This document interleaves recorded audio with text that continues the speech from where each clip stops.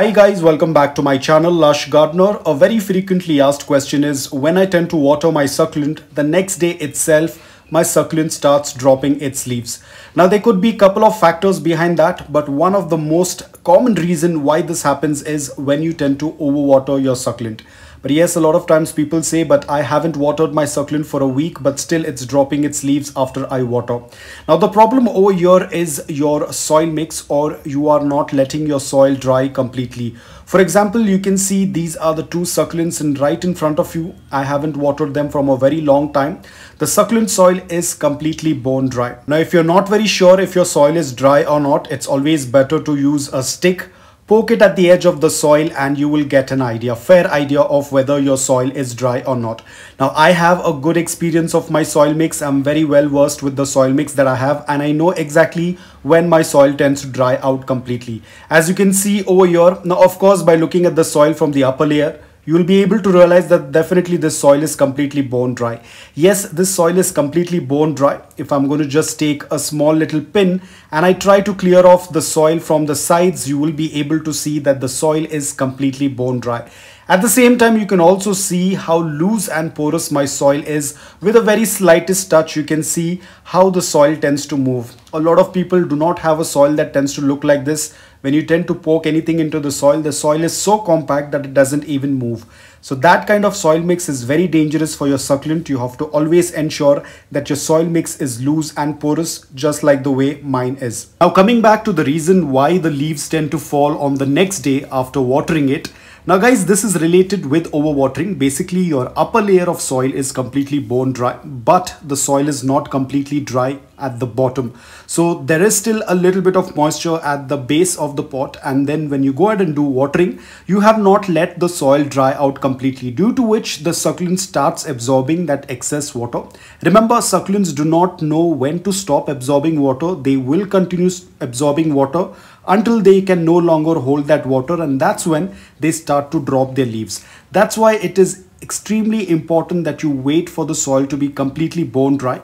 Even after that, you can wait for a day or so, probably even 2 or 3 days, depending upon your environment and climate, and then you can go ahead and do a complete watering once again. In an overwatered succulent, the leaves are going to be transparent, they are going to be yellow, and they are going to be mushy. So you need to understand the difference between an overwatered succulent and an underwatered succulent, because the leaves will fall in both cases.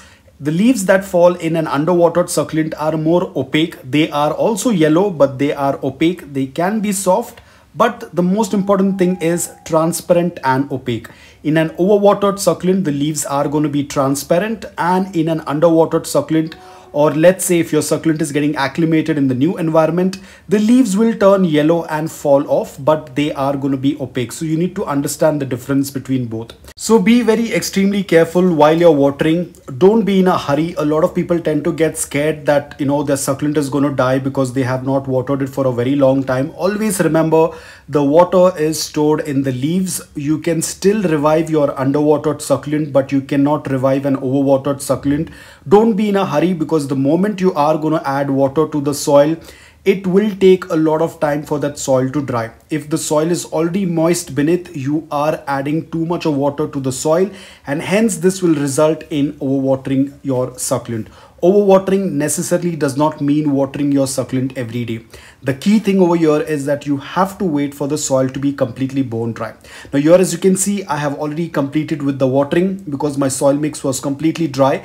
I waited until the excess water started to flow out from the drain hole. That indicates that I have done a complete watering. It's very important to do a balanced watering. Do not keep your succulents overwatered. Do not keep your succulents underwatered excessively. You need to find that balance.